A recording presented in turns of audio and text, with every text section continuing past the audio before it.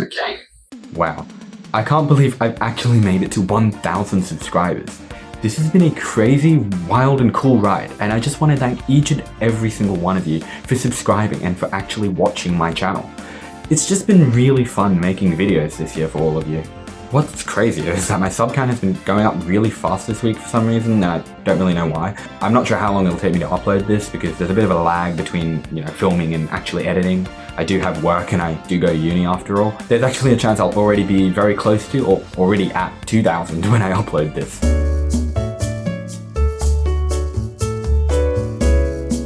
For real, thank you so much to each and every one of you. I have so much fun with each and every single video. It's a lot of work, honestly. The research, the filming, the editing. The Sydney Metro 2056 video had the steepest learning curve by far of any video I'd ever done. Before that video, I'd never used Adobe After Effects in my life. I had to teach myself the entire program from scratch, and frankly it made me kind of want to tear my hair out. But I am happy I put the effort in, because a lot of you have really enjoyed it. I love putting the effort in, I love educating you all. I'm having a lot of fun with this, and I don't plan to stop anytime soon. A YouTube channel is only as strong as those who support it, so thank you for like the 10th time for all subscribing to me. I'm talking a bit faster in this video because I have a lot to get through and I don't want it to be too long because it's just a Q&A video. So hopefully that's fine. So I do think it's time for me to tell you all what my vision actually is for Building Beautifully. Some of you have already noticed, but there's a bit of a gap in the Australian-oriented infrastructure YouTube content, and I'm hoping to try and fill that in with Building Beautifully. I've been inspired by so many YouTubers when making this channel. There's the YouTube channel by Victorian Philip Malice. His Melbourne's Forgotten Freeway series is absolutely excellent. There's also The Train Man, which is a fantastic Victorian channel about trains and lost railways in Melbourne. That's made by Max Cowie, who's pretty much my age actually. There's also RM Transit, probably the biggest transit YouTube channel right now. Reese Martin's videos about transit in his home city of Toronto and all over the world are frankly unparalleled. Now I can't not mention Jeff Marshall. He's the man who paved the way for transit YouTubers. He pretty much owns the London Underground YouTube scene. There's also Jago Hazard, I think I said that correctly. Anyway, he presents simply delightful videos about little peculiarities and about the London Underground, along with that classic British wit. I'm trying to actually incorporate his style into my next video, you'll see. And god, there's plenty of other YouTube channels I could list. I really am trying to bring a little bit of them all into Building Beautifully. Now, I just spent the last minute naming other people, so I think it's finally time to reveal what my own name is. It's Shareth. There you go. Not the easiest name I know, but there it is. You can start calling me that now, I guess. Okay, it's time to go into the story behind Building Beautifully. But to do that, we have to rewind almost 15 years back. Many years ago, when I was only about 6, my grandparents used to take me and my younger siblings every week to this church in Cabramatta. Well, not a church, a Hindu church, which is called a temple. Well, okay, it wasn't a temple either. Look, don't worry about it. On the drives home from this church temple, it would take us hours to get home because I live nowhere near Cabramatta. I actually live in the nice, cozy suburb of West Pennant Hills, which is in the Hills district of Sydney. It's a pleasant and foresty suburb, but it does take its name a bit too seriously. It's very hilly here. You don't want to be a runner and live in the hills, unless you like running up steep hills. Anyways, back to the story. My grandparents took ages to get us home, because they also used to stop to go shopping along the way, and I'd get bored out of my mind. Their car used to have one of those, those portable GPSs called a TomTom. I used to just go on the TomTom and I'd just scroll around on the maps, and I was full on obsessed. And that went on for years. Fast forward to 2011. I stumbled upon a website called Ausroads. That's an amazing website about roads all across, mostly New South Wales, but in a decent amount of depth about other states as well. That was the day I began my spiral down the massive rabbit hole of Ausroads. I couldn't recommend this website highly enough. Most photos on the website are from the early 2000s, so it's like a delightful little time capsule from that time. I begged my mum to let me use her iPad. Not to game, not to watch YouTube, not any of those normal things, but to read about roads. Yeah, that was crazy. Soon, I memorized pretty much every numbered route in New South Wales from Ausroads. State Route 95, Fossicus Way. National Route 41, Olympic Highway. The B59, Bells Line of Road. Sometimes I talk to people about my passion for roads, and I get them to name a number from 1 to 100, and I tell them that I'll be able to name the corresponding road. It's become a completely useless party trick.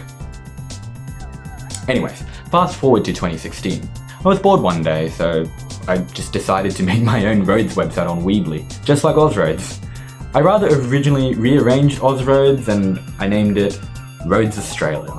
And then I started writing. Pages about the M5 East, about the East-West link in Victoria, about the proposed M9 motorway out in Western Sydney. For about a year or so after that, I just kept updating the website. Unfortunately, well, life happened and I got a bit bored of it, and so I just stopped updating the website. Now, before I stopped updating it, on the 1st of August 2016, I found this NorthConnex video on a government website, and I noticed that no one had uploaded it to YouTube for some reason, which is kind of weird. So I figured, why not? I might as well do it. And so I created a YouTube channel under my website name, Roads Australia. And then over the years, I uploaded a few more government videos that they just didn't bother uploading. But, other than those videos I uploaded, the channel mostly stayed quiet. Anyways, not much happened for a few years after that. I finished high school in 2019. I started my uni degree in medicine. Yes, I know, it's not infrastructure related. It probably surprises you, but yeah, that's what I do. I do medicine. Anyways, then COVID arrived and I discovered the game Cities Skylines. Definitely my favorite game of all time. For years, I'd only loved roads, but that game and having to design your own city, it made me discover other forms of transport, like buses, trains, light rail. And so I guess my passion was starting to become a bit more well-rounded. It wasn't just about roads anymore. For most of my life, it was just about roads, and now, it's much more developed. I even started designing my own maps, which, I've been in the background of all my videos all this time. I'm gonna finally show you. Alright, so here's the first map, Singapore MRT, one of my favorite train systems, which I'm mentioning a bit later in the video. We also have the London Underground map. This is one of my fantasy maps of one of the cities I designed at Cities Skylines, and it's in the same MRT station format as Singapore, because, that's just how much I love the Singapore MRT system.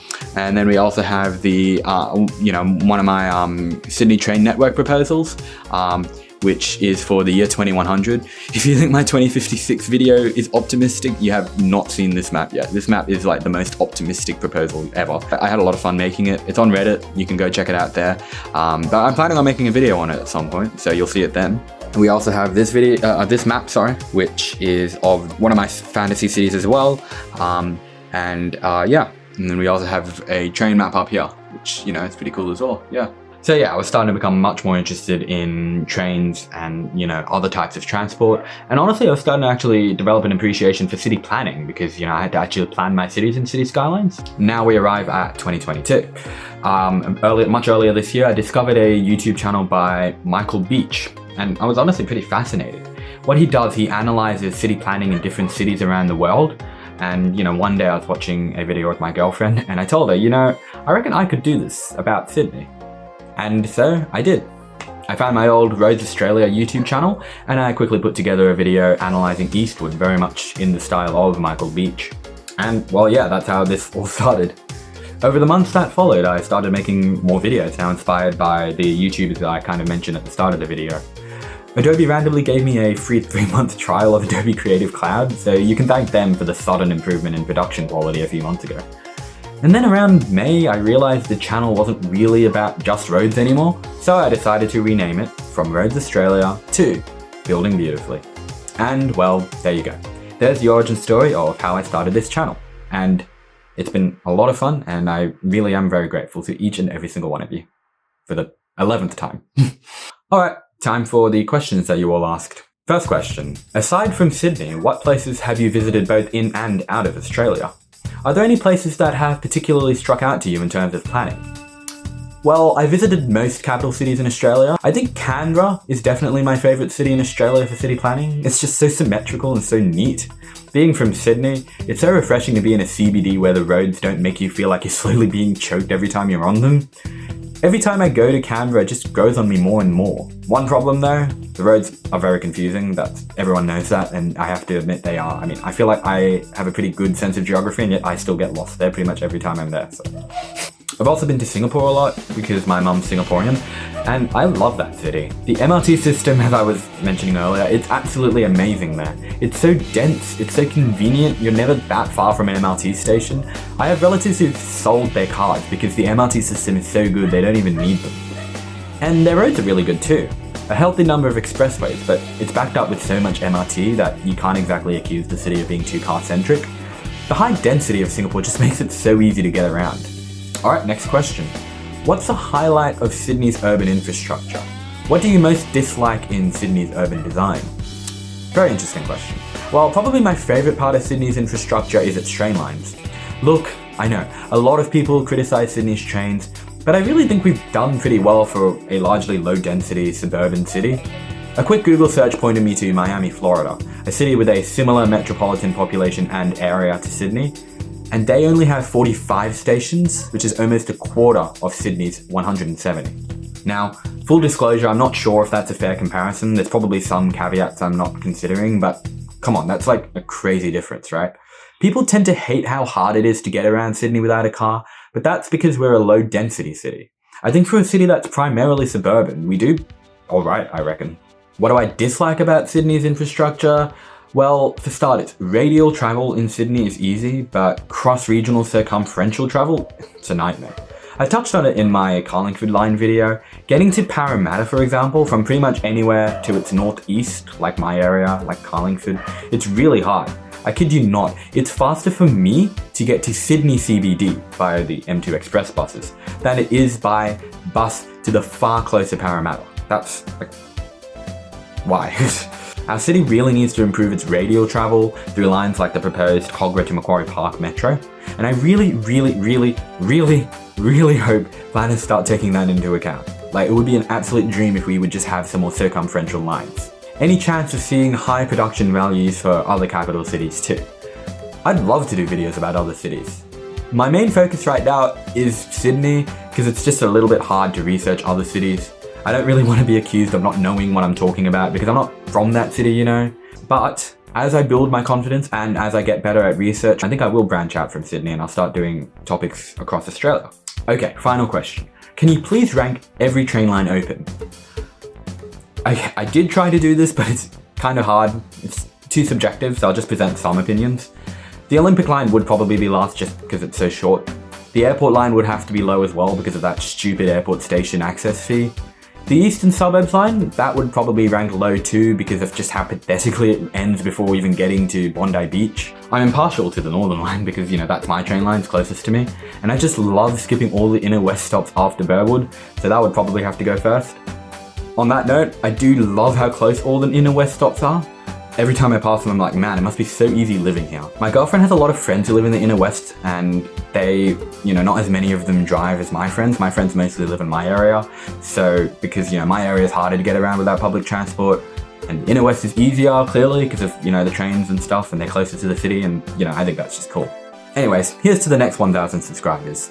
I have some really interesting videos in the works, which I hope you can all start getting excited about. Here are your hints. First one, a lost railway in Sydney's west. Second one, a station that was almost closed in Sydney's north. I just realised I might do them the other way around, so I've just told you out of order, but... Anyways, thank you so much for watching, and thank you for the 12th time for subscribing. And if you haven't already subscribed, please consider subscribing, although I'm not too sure why you're watching this if you haven't, because this is, I'm thanking you for subscribing. Anyways, you know what, it's fine. If you want to watch this and not subscribe, thank you.